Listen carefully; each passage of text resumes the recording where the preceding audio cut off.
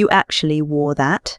my husband said, loud enough that the table next to ours went quiet. "I thought you were joking when you said you got dressed up." The laughter came quickly after that. His colleague, the one who'd been refilling his wine all evening, the one whose hand kept finding his forearm, covered her mouth like she was trying to hold it in. She wasn't trying very hard. I was wearing a burgundy wrap dress I'd bought at Anthropology 3 weeks earlier. I'd felt good in it when I left the house. I checked the mirror twice. I set down my fork.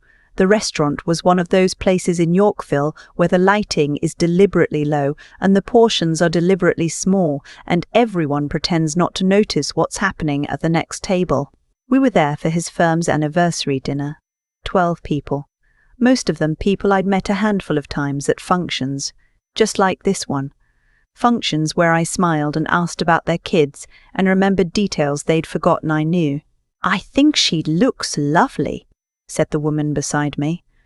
I didn't know her well, a newer associate's wife, but her voice was too small and my husband's table was already moving on, laughing at something else, and the moment passed like a stone dropping through water. Gone before it made a ripple. I picked up my fork again. I took a sip of wine. I kept my face very still. That's the thing nobody tells you about years of small humiliations. You get good at keeping your face still. You practice it so often it stops feeling like a choice and starts feeling like your actual face, like the real one is somewhere behind it waiting. I'd been waiting a long time. We'd been married 11 years. We'd met in our late 20s at a mutual friend's cottage in Muskoka. The kind of long weekend that feels like a movie because the light is good and everyone is young and nothing has gone wrong yet. He was charming then in a way that felt like safety. Confident. He knew things. Wine, architecture, which trails were worth hiking. I was finishing my second year of teaching elementary school, and I found his certainty attractive in a way I now understand was a warning sign, dressed up as a quality. He wasn't cruel at first. Or maybe he was, and I translated it into something else. A high standard, directness. He just doesn't sugarcoat things, I told my sister more than once. By the time I understood what I'd been translating, we had a mortgage in Leaside and a shared calendar and 11 years of a life that looked, from the outside, like a life. That night at the restaurant, I excused myself to the washroom. I stood at the sink and looked at myself in the mirror. The dress was fine. The dress was more than fine. I knew that.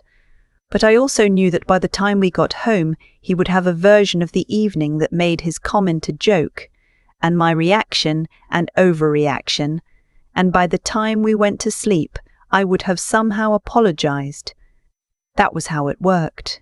That was the groove we'd worn into the floor of our marriage, deep enough now that I stepped into it without thinking. I looked at myself for a long time. I thought about something my friend Tessa had said to me 3 months earlier over coffee at her kitchen table in Hamilton, where she'd moved after her own marriage ended. She'd said, the moment I stopped trying to manage how he saw me was the moment I got my life back. I hadn't known what she meant then. I was starting to. I fixed my lipstick. I went back to the table. I smiled at the right moments for the rest of the evening. But something was different. Something had shifted somewhere behind my still face, quiet and final, like a door closing. He was in a good mood on the drive home. That was often how it went. He'd say something cutting, and then, having released whatever pressure had built up in him, he'd be light and easy for hours after. He talked about the dinner, about a deal his firm was closing, about wanting to book a ski trip to Tremblant in February. "You were quiet tonight," he said at one point. "I was fine," I said. "You get weird at these things sometimes. Self-conscious." He said it like a diagnosis, like he was helping. I looked out the window at the 401 and said nothing. When we got home, I went straight to the bedroom.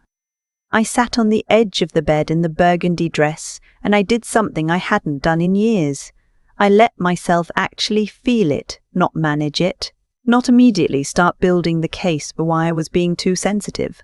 I just sat with the feeling, which was not sadness exactly, and not anger exactly, but something older and more tired than either.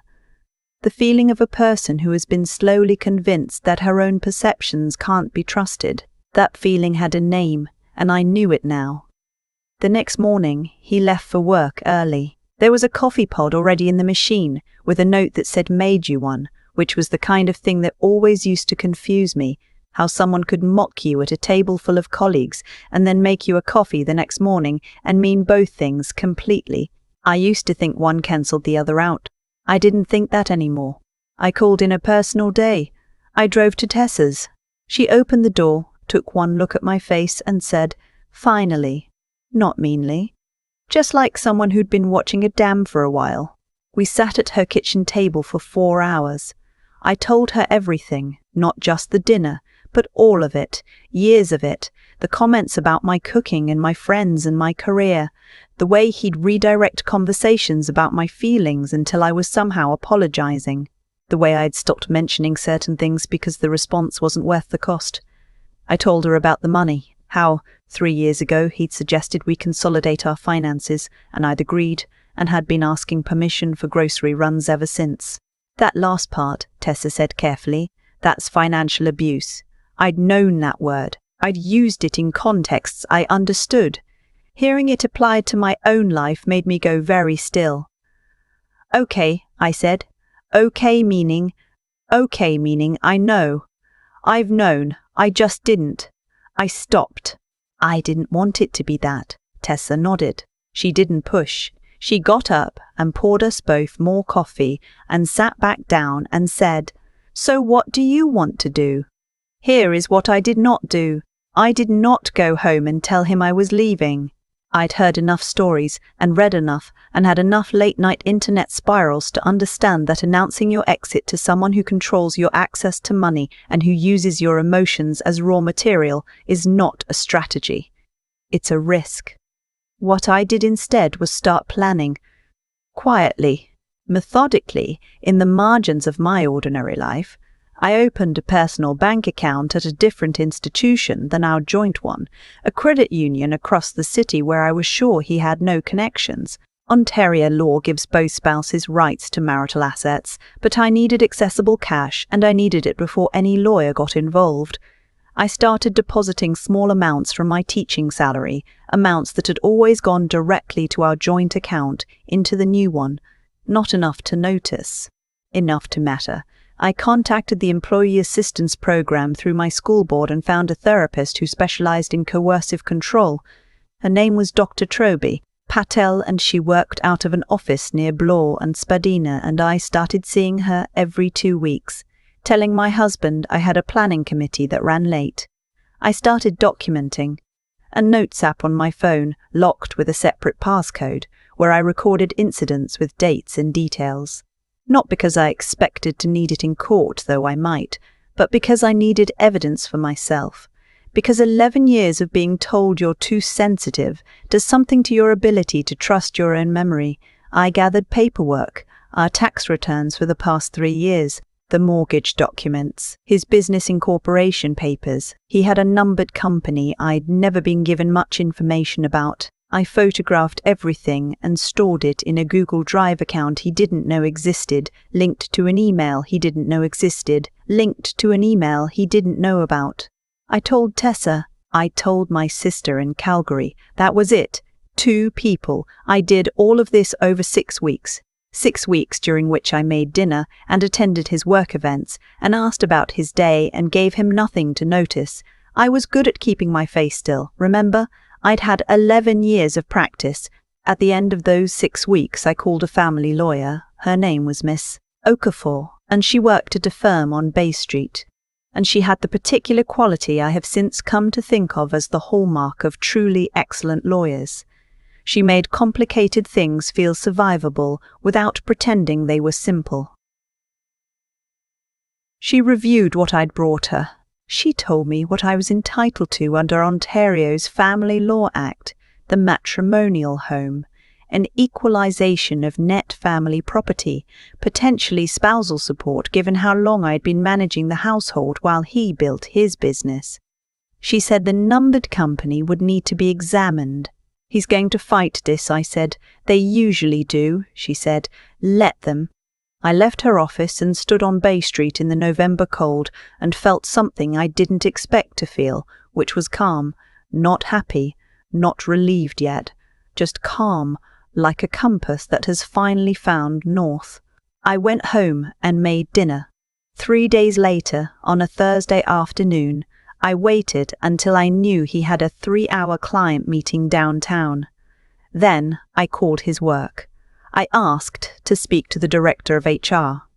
I want to be careful here about what I said and what I didn't say. I didn't lie.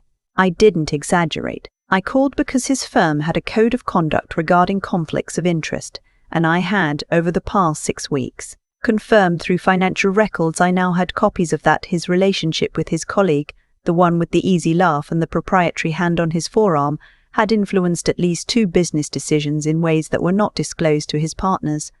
I had documentation. I said so. I am not saying I did this purely for strategic reasons. There was an element of it that was simply true and needed to be said.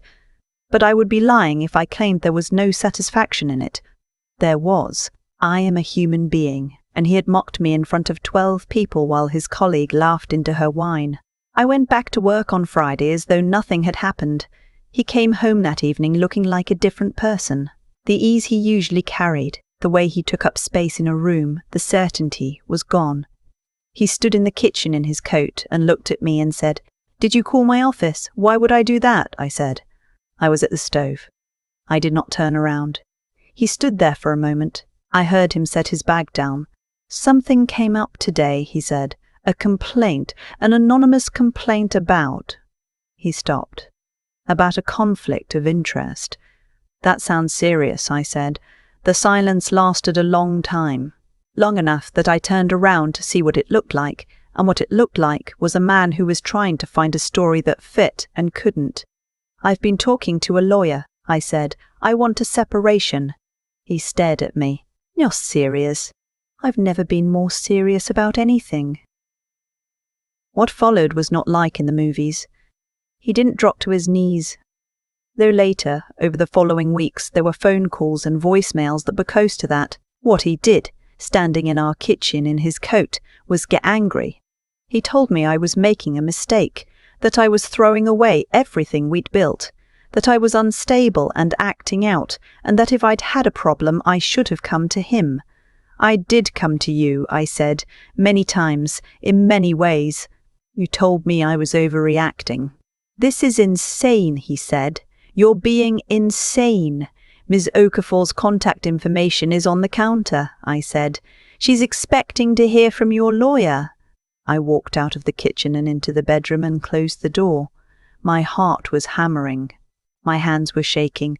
But I want to tell you this, because I think it's the most important thing. Underneath the fear, underneath the shaking hands, there was a feeling I hadn't felt in so long I'd almost forgotten it was possible.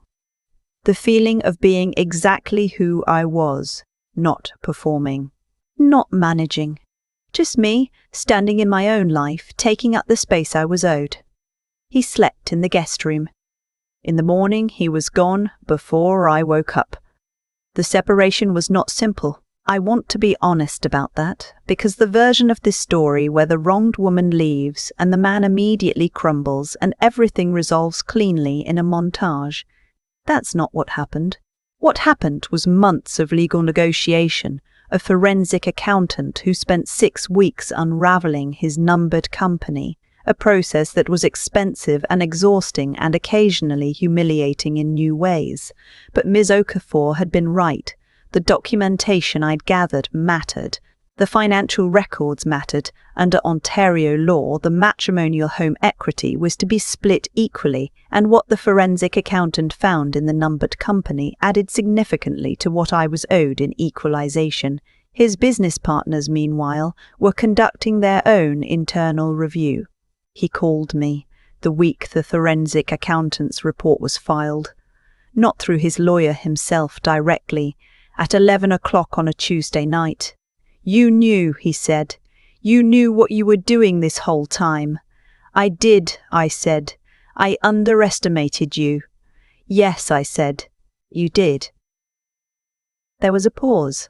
I thought he might say something else, something angry, or something that was trying to be sorry. But he didn't. The line went quiet and then went dead, and that was the last time we spoke directly. The divorce was finalized 7 months after I asked for the separation. I stayed in the house. I'd been advised that in the interest of our settlement, and because I'd been the primary household manager, this was reasonable, until the equalization payment cleared, and then I made my own choice to sell and move into a condo near Harbourfront. My condo, my name on the title. I'm still teaching. I love teaching more than I ever let myself admit during those years when he made small comments about it. That I was wasting my potential, that it was sweet, I found it fulfilling, delivered in the tone of someone describing a minor hobby. I teach grade 4. I am genuinely good at it.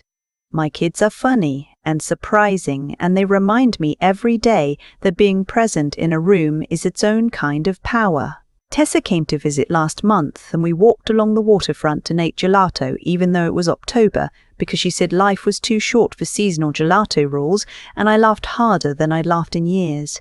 On the walk back, she said, "You seem like yourself again." And I didn't say anything because I was too busy noticing that she was right. I got a message from a woman I barely knew, the associate's wife who'd been sitting beside me at that dinner in Yorkville. The one who'd said I looked lovely in a voice too small for the room. She'd found me through a mutual contact. She said she'd heard what had happened, and that she'd thought about that evening many times since, and that she was sorry she hadn't said more. I told her there was nothing to be sorry for, that I understood exactly how it felt to have something to say and not quite know how to say it in a room that's already made its decision. We've had coffee twice since then. She's a good person. Sometimes that's how it goes. You find the people who are quietly on your side all along, the ones you couldn't see clearly when you were too busy managing your own face. I don't have a neat conclusion for you. I don't believe in neat conclusions. What I have is this: a Thursday evening in October, gelato by the lake, a condo with good light and my name on the title. A classroom full of 9-year-olds who are learning that their voice matters. That's enough. That's more than enough. The burgundy dress is still in my closet. I wore it last spring to a colleague's retirement party. I look good in it. I always did. I still think about the moment I stood at that bathroom sink in Yorkville, the way I gripped the edge of the counter, the way the dress looked perfectly fine in the mirror, the way I knew, somewhere I'd been ignoring for years, that the problem had never been the dress. That's the thing about the kind of harm that happens slowly. It doesn't arrive with a warning.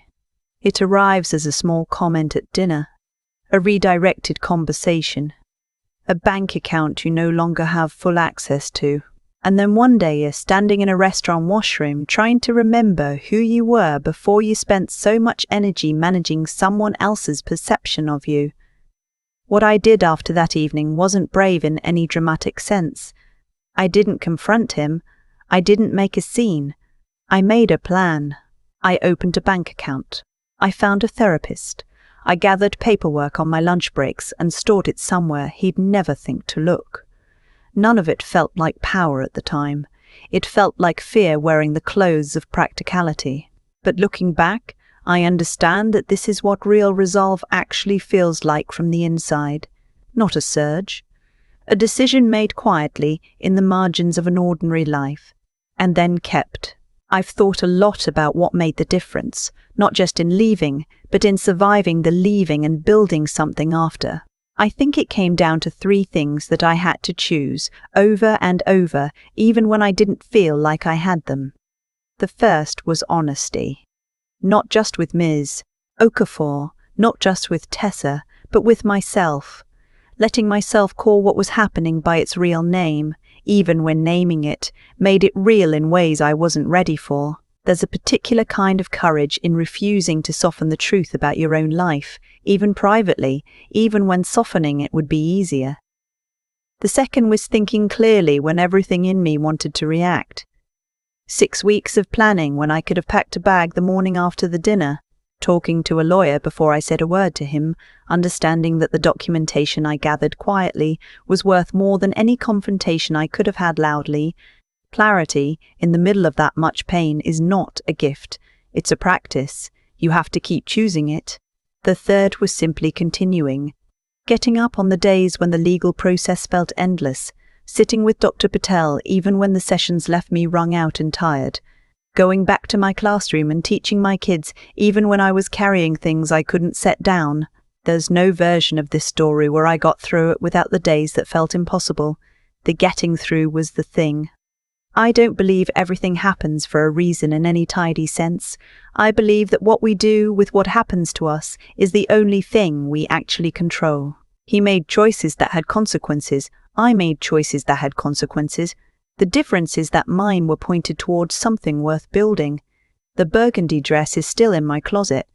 That's not a small thing. It's the whole thing.